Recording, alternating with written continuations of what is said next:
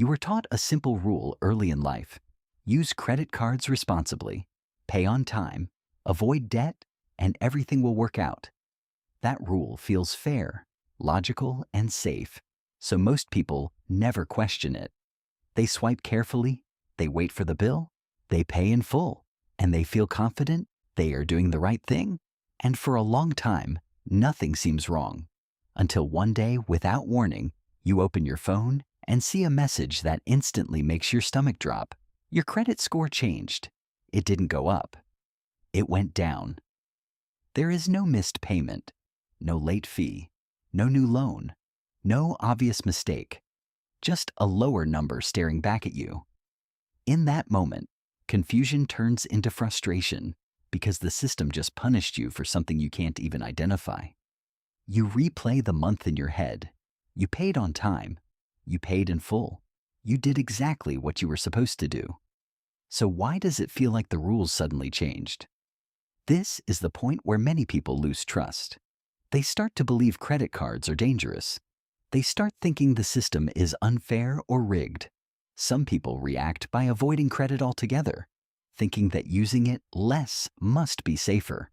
And that reaction is completely understandable, because no one ever explains what really happened. Imagine a situation that plays out every single day. You have a credit card with a $5,000 limit. You buy furniture for $2,000. You are not broke. You are not stressed. You have the cash sitting in your bank account.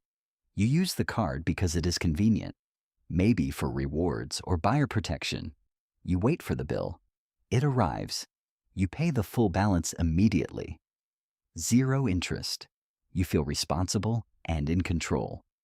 Then, a few days later, your credit score drops by 20 points. Nothing in your real financial life changed. You are not in debt. You didn't miss a payment. The only thing that changed is that the system finally took a look at you. And when it did, it caught you at the wrong moment. This is the part almost no one understands. Your credit score does not see your life the way you live it. It does not watch your bank account in real time. It does not see your discipline, your plan, or your intent.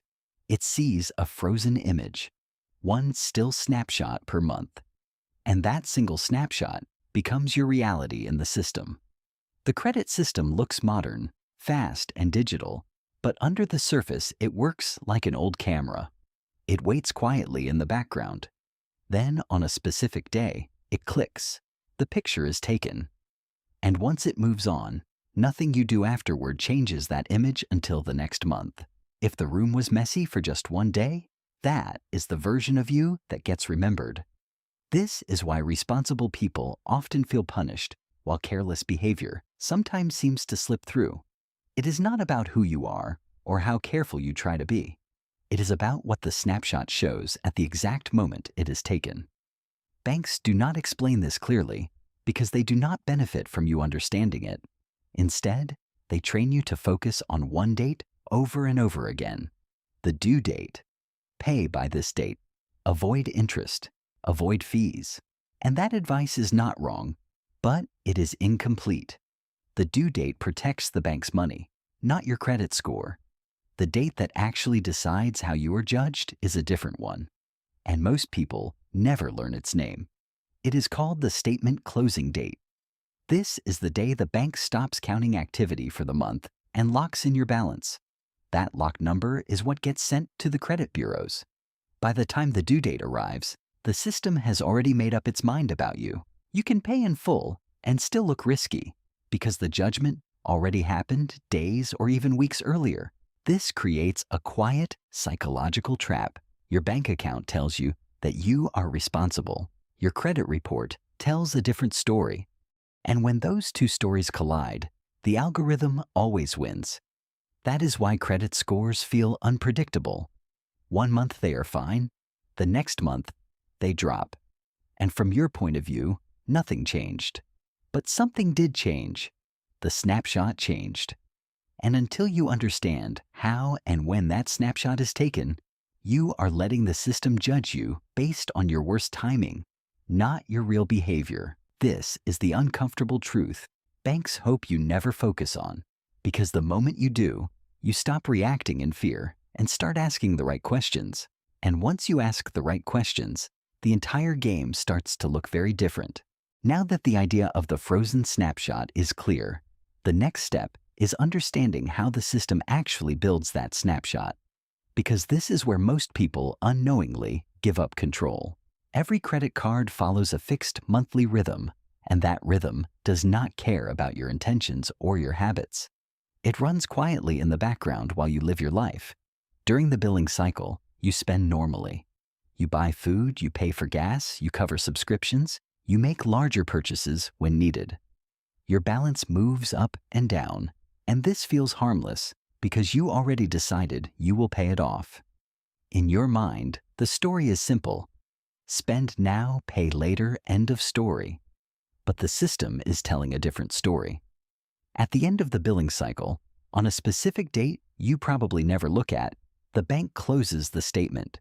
This is the statement closing date. On that day, the bank stops counting activity for the month and freezes your balance in place. That frozen number becomes the official version of you for that month, and it is sent to the credit bureaus as fact. From the system's perspective, that number is not temporary. It is not contextual. It is not part of a larger plan. It is simply what exists at the moment the picture is taken. Everything you do after that date belongs to the next cycle and has zero impact on the snapshot that was already sent. This is where the illusion of responsibility collapses. Most people believe the due date is the finish line. They think paying in full by that date erases the debt from the system. In reality, the due date exists only to decide whether you owe interest or fees. It protects the bank, not your score. By the time the due date shows up, the credit bureaus already received your data. Your credit report has already been updated. You are being judged on a balance that may no longer exist in real life. This time lag creates a silent mismatch between reality and reporting. You live in the present. Your credit score lives in the past. It is always looking at an older version of you and assuming that version represents your current risk. And the algorithm does not care that the debt was brief or planned. It reacts to ratios, not stories. The most important ratio is credit utilization, which is simply how much of your available credit you are using at the snapshot moment. This single number controls a massive portion of your score, which is why it feels so powerful and so unforgiving. Utilization does not respond gradually. It responds to thresholds. Stay below certain levels and the score remains calm. Cross them and the score reacts immediately.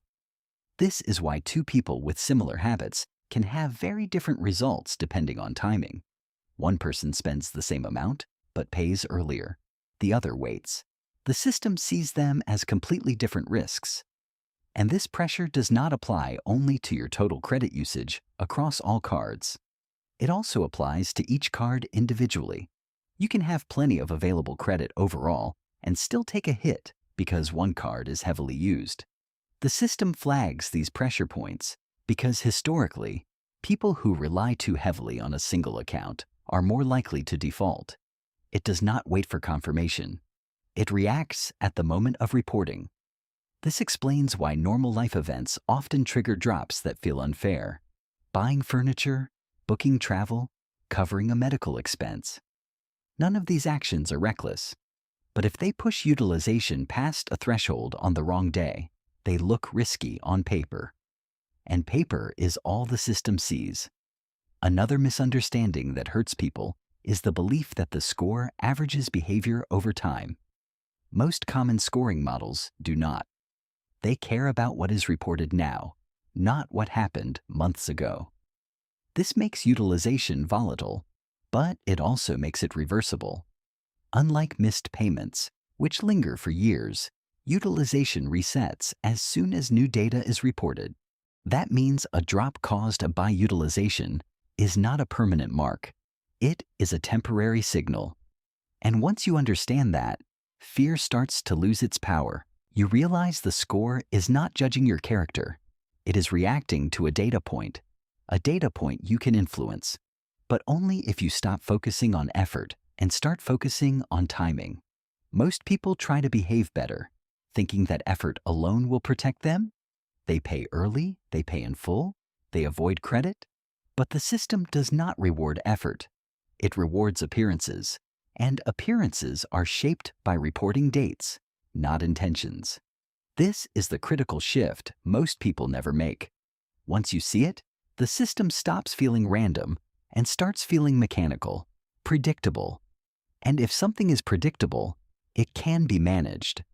In the next act, we are going to step directly into that narrow window of control and break down exactly how to decide what the system sees, how small timing changes create big score differences, and how to use the loophole without stress, without tricks, and without paying a single dollar in interest. Once you understand that the system reacts to a frozen moment and not your real life, the question becomes simple. How do you control that moment? This is where the loophole actually lives, and it has nothing to do with spending less or being more disciplined. It is about choosing when the system takes its picture. Most people wait for the bill to arrive and then react, but by that point, the snapshot is already locked in. To influence what gets reported, you must act before the statement is created, not after. Every credit card has a statement closing date, and that date is the only deadline that matters for your credit score. On that day, whatever balance exists becomes your official reported balance. It does not matter how temporary it was or what your plan is. If your limit is $5,000 and your balance is $2,000 on that date, the system sees 40% utilization. Pay it off the next day and nothing changes until the following month. But if you move that payment just a few days earlier, before the statement closes, the picture looks completely different. This is the core of the loophole.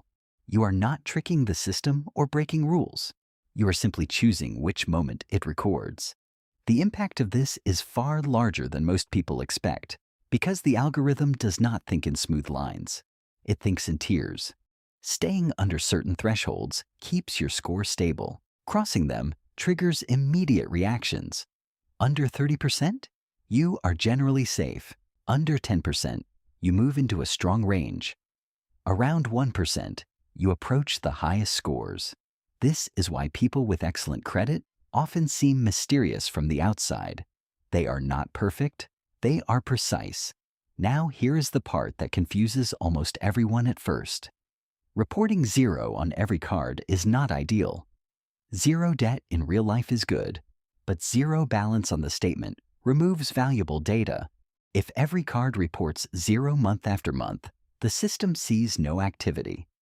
You look inactive and slightly unpredictable. The algorithm is designed to measure how you handle credit, not whether you avoid it. The highest scores usually come from controlled use, not absence. This is why the strategy known as all zero except one works so well. The idea is simple. Before the statement closes, you pay all your cards down to zero except one. On that one card, you let a very small balance report, usually around 1% of the limit. $10 or $20 is enough. This sends a clear signal. You use credit, but you keep it under control. And this does not mean paying interest. Reporting a balance is not the same as carrying debt. The statement shows what exists at the snapshot moment. Interest is determined later, on the due date. As long as you pay that small balance by the due date, you pay zero interest. This is the difference between reporting and reality. And confusing the two is where many people get stuck. To use this in practice, you need a simple process. First, find the statement closing date for each card. It is often hidden inside the statement itself, not highlighted in the app. Once you know it, put it on your calendar. Set a reminder 2 or 3 days before. That buffer matters because payments do not always post instantly. On the reminder day, you log in and check your balance. Decide what you want the system to see. If your balance is $800 and you want $10 reported, you make a payment for $790 right then, not later. That payment lowers your balance before the snapshot is taken. When the statement closes, the system records the low number and sends it to the credit bureaus. After that, the pressure is gone. When the statement arrives, It should show the small balance. Then, before the due date, you pay it off and move on.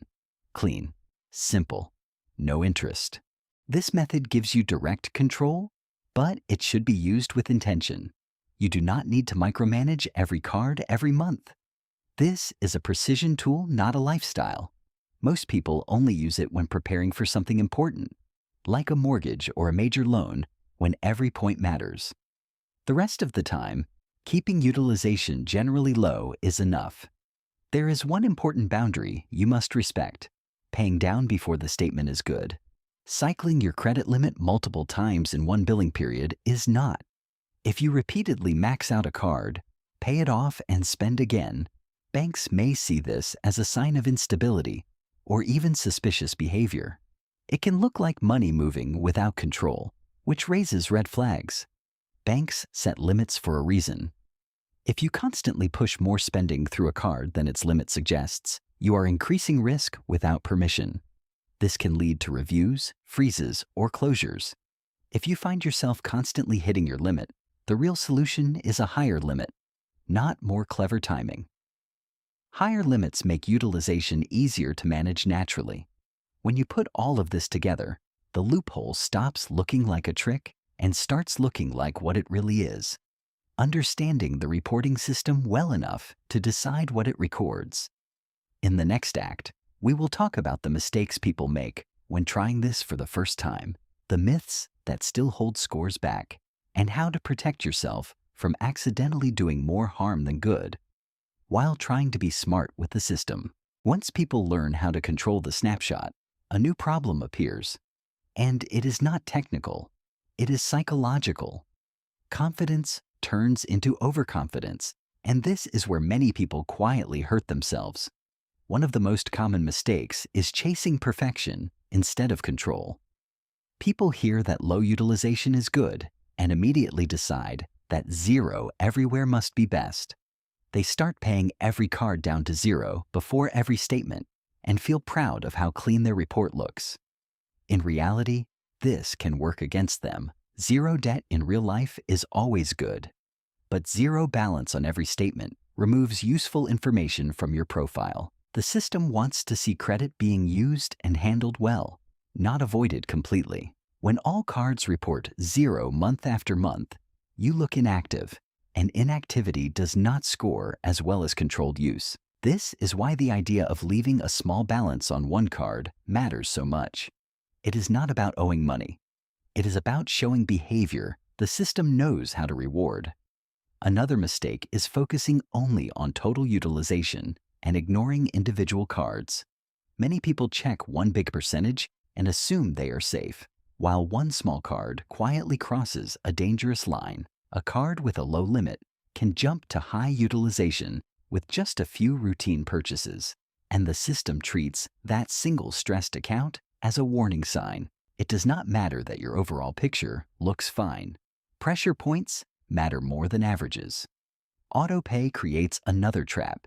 It feels responsible and safe, but it is blind to timing. Autopay is designed to protect you from late payments, not to protect your score. If it is set to pay the statement balance on the due date, it does nothing to change what gets reported. The snapshot has already happened. During months when your score matters, autopay should be treated as a backup, not as the main strategy. Timing mistakes also cause unnecessary damage. People make payments one day before the statement closes and assume the system will see it. Payments do not always post immediately. A pending payment may not reduce the reported balance. This is why a buffer of 2 or 3 days is critical. Control without margin is not control, it is hope. Another dangerous misunderstanding is credit cycling. Paying down your balance before the statement is normal. Repeatedly maxing out a card, paying it off, and spending again within the same billing period is not. From a bank's perspective, this can look like financial instability or even suspicious activity, because it appears you are pushing more money through the account than the limit was designed to handle. Banks set limits based on risk. Forcing more volume through a card than its limit implies can trigger reviews, freezes, or closures. If you constantly feel constrained by your limit, the correct solution is to ask for a higher limit, not to work around it. Closing old unused cards is another mistake people make in the name of simplicity. When you close a card with a high limit and no balance, you remove available credit from your profile. Your debt stays the same, but your total limit drops, which instantly raises your utilization. Keeping those cards open, even with a small recurring charge, helps stabilize your score over time. There is also confusion around newer scoring models. Some people hear that future systems look at trends and assume timing no longer matters. In reality, most major lending decisions still rely on snapshot-based models, and even trend-aware systems reward consistent, low-reported utilization. What hurts people most is fear. Fear of debt, fear of using credit, fear of making a mistake. That fear leads to avoidance, and avoidance often leads to worse outcomes than informed use. Credit is not dangerous by itself. Misunderstanding it is. The system follows rules, not emotions. When you understand those rules, the system becomes predictable. And once something is predictable, it can be managed calmly instead of feared. In the final act, we will bring everything together into a simple, repeatable strategy, so you know exactly when to apply this level of control, when to relax, and how to use credit intentionally without stress or confusion.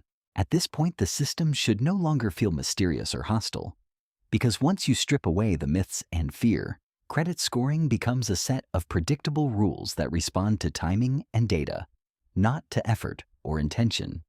The final step is turning everything you've learned into a clear strategy you can use without stress or obsession.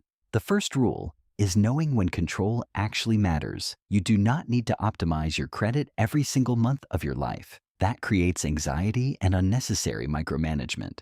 This level of precision is a tool, and tools are used at the right moment, not all the time.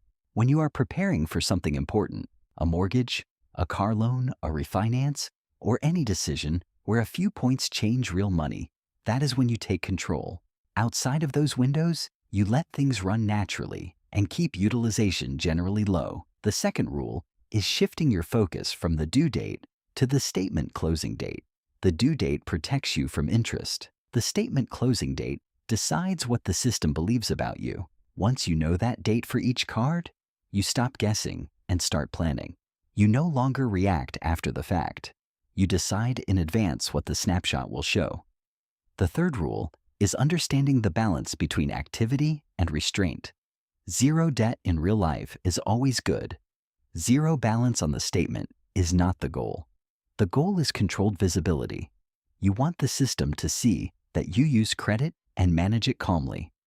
That is why leaving a very small balance on one card while keeping all others at zero works so well. It feeds the algorithm exactly the data it is designed to reward without costing you interest or peace of mind. The fourth rule is respecting boundaries. Paying down before the statement is smart. Forcing excessive spending through a card by cycling limits is not. If your spending regularly pushes against your limits, that is a signal to ask for higher limits, not to push harder against the system. Higher limits reduce utilization naturally and make everything more stable. The fifth rule is patience without fear. Credit scores move. Small drops do not mean failure, and temporary changes are not permanent damage. Utilization resets. Data updates. You always have another snapshot coming. When you understand this, alerts lose their emotional power. You stop panicking and start observing. You stop avoiding credit and start using it intentionally. This is where the psychology matters. Many people let fear of debt control their decisions, even when that fear costs them opportunities. They stay in jobs they hate. They delay moves. They overpay in cash to feel safe. Credit, when understood, does the opposite. It creates flexibility. It creates options. It gives you room to move. The system was never designed to teach you this because it is built to manage average risk across millions of people, not to maximize the outcome for any one individual. But that does not make it evil or conspiratorial.